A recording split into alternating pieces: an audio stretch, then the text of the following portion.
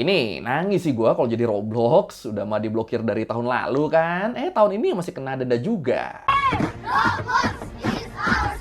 Iya, isu ini bener-bener sampai ke telinganya Presiden Putin. Pergerakan bocah loh ini loh, bisa segininya loh. Di sini ada yang tahu Roblox, gue yakin tahu semua. Nah, itu game tuh tahun lalu tuh di-ban loh di Rusia loh. Nah, ini kan sekilas apalagi buat yang awam kan kedengeran janggal ya. Game seharmless Roblox loh, game yang isinya kita meranin karakter-karakter lucu dan bisa milih banyak mini games, kok bisa-bisanya diblokir di Rusia. Dan setelah gue tile-tile, setelah gue cari-cari, ternyata ini tuh ada hubungannya sama kebijakan anti homeski-nya Rusia. Tapi terus apakah alasannya beneran itu doang? Atau ada alasan lain lagi nih yang bikin pemerintah Rusia ngeblokir Roblox? Dan terus yang paling gue suka adalah gimana cara anak-anak Rusia, anak-anak di sana buat minta pemerintahnya nggak ngeblokir Roblox lagi. Usaha-usaha mereka tuh ya keren banget lah, nanti lu lihat lah. Yaudah kalau gitu langsung kita bahas kenapa pemerintah Rusia ngeblokir Roblox di Learning by Google. Ini sebelum kita bahas masalah pemblokirannya, gue mau kasih konteks dikit nih soal apa itu Roblox dan seberapa populer game ini di Rusia. Ya mungkin ada yang belum tahu kan Roblox itu apa. Jadi kalau menurut situs resminya, Roblox itu sebenarnya adalah platform game sekaligus dunia virtual yang dirilis pertama kali di tahun 2006. Di dalamnya orang bisa berkreasi bikin game atau aktivitas mereka sendiri yang nantinya bisa mereka share buat dimainin sama orang lain. Ya bisa dibilang Roblox ini tuh dia tuh metaverse lah, dimana lu bisa bikin karakter, bikin game, atau mainin game yang dibikin sama orang lain.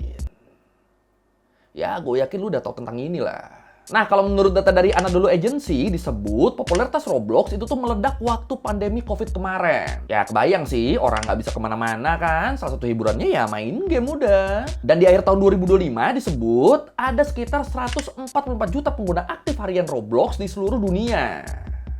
Dan angka ini tuh masuknya tuh gede banget loh. Bahkan jadi game dengan pengguna aktif harian terbesar. Jadi emang segede itu tuh Roblox tuh. Dan di Rusia, Roblox juga tuh populer banget, khususnya di kalangan anak-anaknya. Kalau menurut data dari Kaspersky Lab, perusahaan keamanan cyber yang berbasis di Moskow, disebut di awal tahun 2025, durasi penggunaan Roblox di kalangan anak-anak di Rusia itu bahkan setara sama durasi penggunaan TikTok di sana. Atau berarti Roblox ini menduduki peringkat ketiga teratas dari seluruh aplikasi yang ada di Rusia. Waktu itu sebelum pemblokiran terjadi di Rusia doang, itu diperkirakan ada sekitar 18 juta pengguna aktif bulanan Roblox. Jadi ya emang sepopuler itu Roblox di Rusia, sampai top 3 kan tadi kan. It is a large space where you can express yourself. We choose how to play and what to play. In this game, you can create your own hero and decide what they look like. Roblox is about absolute freedom. Абсолютная свобода. Nah, di tanggal 3 Desember 2025, Roskomnadzor, Badan Regulator Media Rusia, mereka resmi memblokir total akses Roblox. Kenapa diblokir? Kalau menurut berbagai sumber, soalnya Roskomnadzor menilai Roblox tuh penuh sama konten tidak pantas yang dianggap bisa merusak perkembangan moral dan spiritual anak-anak Rusia. Mereka ngeklaim Roblox tuh sering dipakai buat menyebarkan materi ekstremis, pornografi, tempat predator anak berkeliaran, sampai penyebaran propaganda homeski yang dilarang keras di Rusia.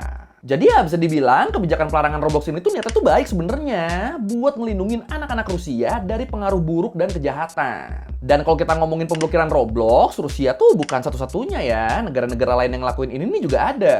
Ada banyak negara lain yang udah ngeblokir Roblox duluan. Kayak misalnya Turki yang ngeblokir Roblox di bulan Agustus 2024 karena masalah keselamatan anak. Terus ada juga Qatar, Irak, Oman, Aljazair, Mesir, sama Palestina yang juga ngeblokir total karena alasan serupa. Bahkan di Amerika Serikat, negara bagian Texas sama Louisiana, mereka juga tuh sempat ngegugat Roblox karena dituduh jadi tempat groomingnya predator anak. Dan kalau di kita, di Indonesia sendiri, kalau menurut artikel di Tempo English disebut, pemerintah kita juga tuh sempat ngebatasin akses Roblox buat anak-anak di bawah 16 tahun per Maret 2026 kemarin. Gara-gara adanya isu kecanduan, cyberbullying, dan konten tidak bermoral. Dan sebagai respon atas ini, Roblox akhirnya buru-buru meluncurkan fitur Roblox Kids sama Roblox Select di Indonesia sebelum akhirnya dirilis secara global. Makanya sekarang kalau kita mau main Roblox kan kita harus scan muka sama KTP dulu kan. Kalau enggak ya kita cuma bisa main tapi nggak bisa chatan sama nggak bisa kebuka semua gamenya. Jadi ada beberapa game yang harus pakai izin orang tua dulu tuh. Jadi ya sebenarnya pemblokiran Roblox ini tuh bukan cuma isu di Rusia doang ya. Soalnya di negara-negara lain juga tuh udah banyak yang bertindak sama. Cuma ya emang pemblokiran yang di Rusia ini tuh jadi rame karena ada embel-embel isu homesky tadi tuh. Sama kalau menurut gua ya karena yang ngelakuin ini Rusia. Kan gitu kan, soalnya kan Rusia tuh beda dikit, ngelakuin apa dikit langsung dianggap ekstrim kan, langsung jadi berita tuh. Russia's communications watchdog said on December 3rd it had blocked access to Roblox, saying it was, quote, rife with inappropriate content, spread extremist and LGBT propaganda, and was popular with pedophiles. Tapi ya emang kan kalau kita ngomongin isu homesky di Rusia, di sana isu ini tuh kan emang isu yang sensitif banget kan. Semua hal yang berbau homesky bener-bener dilarang keras di sana. Karena Rusia tuh emang punya undang-undang anti homesky, undang-undang anti LGBT. Ya sebenarnya undang-undang ini yang dulu namanya undang-undang anti propaganda gay ini, dia tuh pertama kali desain sama pemerintah Rusia tuh di tahun 2013. Tapi waktu itu isinya tuh cuma ngelarang penyebaran informasi homesky ke anak-anak di bawah umur. Kalau ke orang-orang dewasa itu masih oke tuh. Pokoknya nggak boleh ke anak-anak di bawah umur. Tapi terus di akhir tahun 2022, undang-undang ini diperluas secara drastis sama Presiden Vladimir Putin. Yang akhirnya ngebikin sekarang mempromosikan hubungan sesama jenis, mau itu ke anak-anak ataupun orang dewasa, itu jadi ilegal dan dianggap kejahatan. Kenapa Rusia sampai segitunya? Nah ini nih yang menarik nih. Jadi kalau menurut artikel di Carnegie Endowment for International Peace disebut, isu anti-homesky itu tuh emang sengaja digoreng dan dipelihara sama Kremlin sebagai bagian dari ideologi perang mereka. Iya, jadi Putin tuh pengen nunjukin ke dunia luar, terutama ke pendukung domestiknya yang konservatif, kalau Rusia adalah benteng pertahanan terakhir dari nilai-nilai keluarga tradisional yang lagi digempur oleh budaya barat. Jadi ya emang ada motif yang lebih besar ini buat ngedapetin simpati dan dukungan politik dan militer dari sekutu-sekutunya Rusia yang konservatif.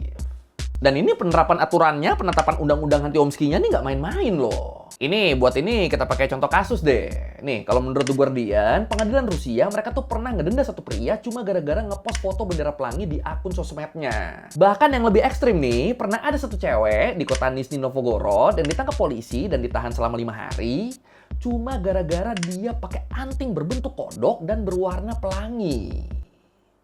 Langsung diciduk tuh. Agak ekstrim ya ini ya emang ya. Pakai anting doang loh. Pakai aksesoris lucu yang kebetulan warnanya pelangi yang mungkin orangnya juga nggak ngeh. Langsung diciduk. Langsung dicurigai ngelanggar undang-undang anti homesky. Tapi sumpah gue ngedenger cerita ini jadi inget temen gue. Temen gue juga ada yang begitu tuh. Jadi dia tuh sukanya kalau pakai baju tuh yang warna-warni. Yang nabrak-nabrak gitu. Tapi karena itu dia jadi suka disangka pro homesky dia. Padahal kagak, orangnya enggak, emang suka warna-warni aja. Makanya pernah marah-marah tuh dia tuh, pernah nesu-nesu tuh. Kenapa LGBT simbolnya harus pelangi sih, harus warna-warni? Jadi apa ya? Jadi bikin dia nggak bisa ngeluarin jati dirinya kan. Padahal dia normal, dia anti LGBT. Gara-gara itu jadi ngaruh ke dia tuh, jadi ngaruh ke cara dandan dia. Mirip-mirip kan ini kan.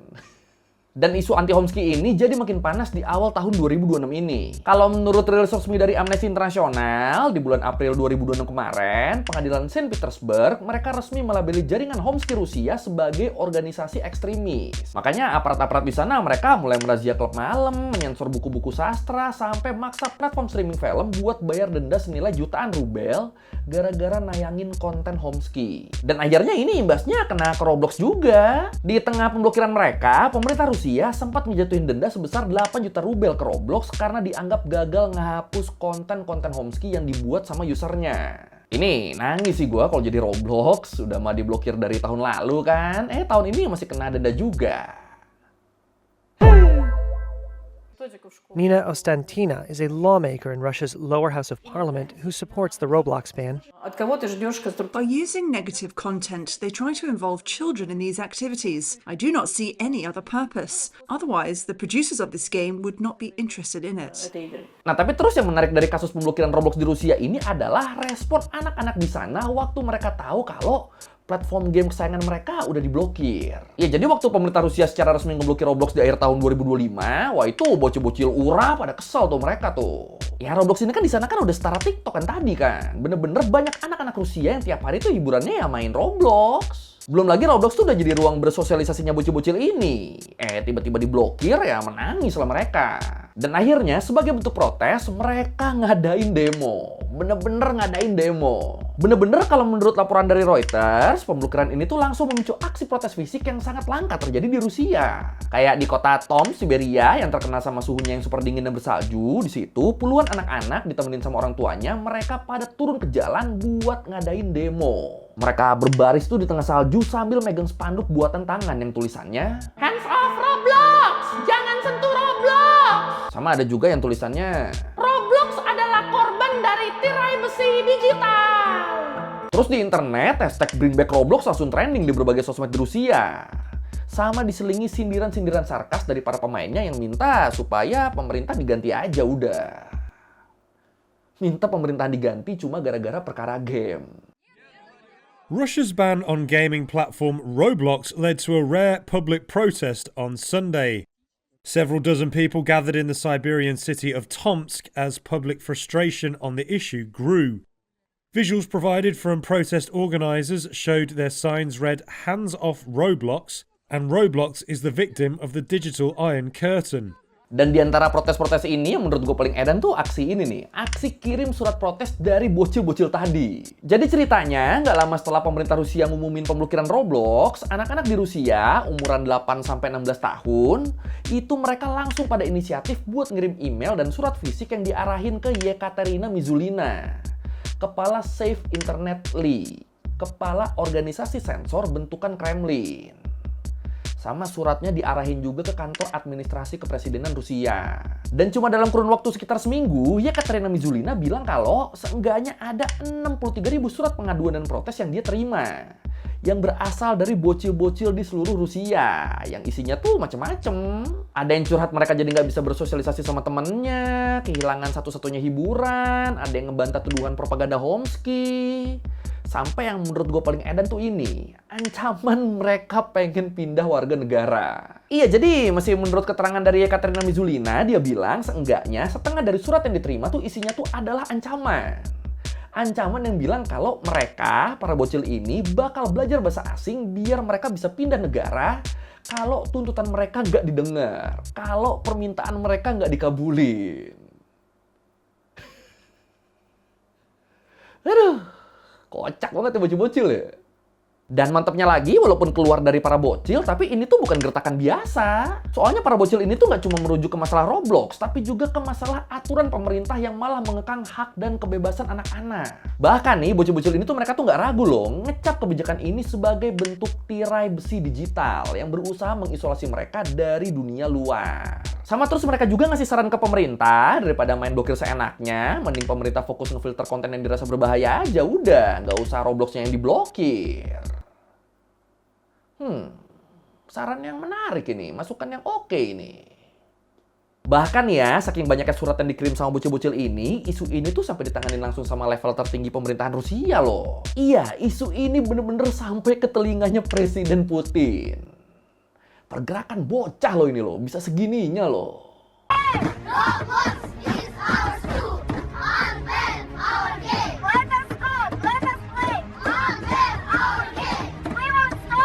Dan setelah dapat tekanan publik segede itu dari anak-anak dan orang tuanya, pemerintah Rusia mereka akhirnya ngalah deh. Kalau menurut laporan resmi dari TASS, kantor berita Rusia yang dikutip sama Straits Times disebut, di tanggal 10 Juni 2026 kemarin, Kementerian Digital Rusia akhirnya meminta penegak hukum buat nyabut pemblokiran Roblox. Dan pastinya keputusan ini tuh bukan yang ujuk-ujuk gitu ya, enggak. Pemerintah Rusia tetap mastiin dulu kalau Roblox tuh udah nurutin semua ketentuan dari mereka, dari pemerintah Rusia. Misalnya contoh soal denda tadi, wah itu pemerintah Rusia mereka jadi lebih lunak tuh setelah Roblox Corporation menyetujui buat bayar denda terkait pelanggaran yang terjadi di Rusia.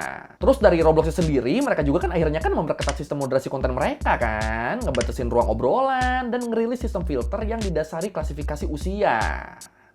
Yang tadi gue bilang tuh. Abis semua ketentuan itu dipenuhi, baru deh tuh pemblokirannya dicabut tuh. Dan pastinya momentum ini juga dimanfaatin nih sama pemerintah Rusia. Juru bicara Kremlin, Dmitry Peskov, dia langsung bilang kalau pembukaan blokir Roblox ini tuh jadi bukti nyata kalau layanan asing apapun boleh beroperasi di Rusia, asalkan mereka mau tunduk dan patuh sama hukum setempat. Tapi jujur ini gue salut banget sih sama bocil-bocil di sana ya. Sampai kepikiran loh bikin aksi kirim surat tuh. Wah mantep sih. Dan mantapnya lagi, pemerintahnya tuh ngedengerin protes bocil-bocil ini loh. Suara bocil loh ini loh, dihargain sama pemerintah sana, didengerin. Nggak di-nyenyin sama Putin, nggak digituin tuh. Tapi kalau menurut tuh gimana nih? Apakah tindakan Kremlin yang ngangkat blokir Roblox ini udah tepat? Atau sebenarnya ada langkah yang lebih baik? Yang mana nih? Silakan komen. Я не считаю, что Roblox стоит блокировать, потому что это в любом случае будет оставаться, все эти проблемы будут также оставаться в нашей стране, и это уже зависит от воспитания и как дети будут на это реагировать. Oke, sekian Learning by Gun kali ini tentang kenapa Roblox diblokir di Rusia. Dan alasan kenapa di Juni kemarin akhirnya blokirnya dicabut. Ternyata ya itu pergerakan anak-anak di sana. Sumpah masih salut sih gue sih. Gila.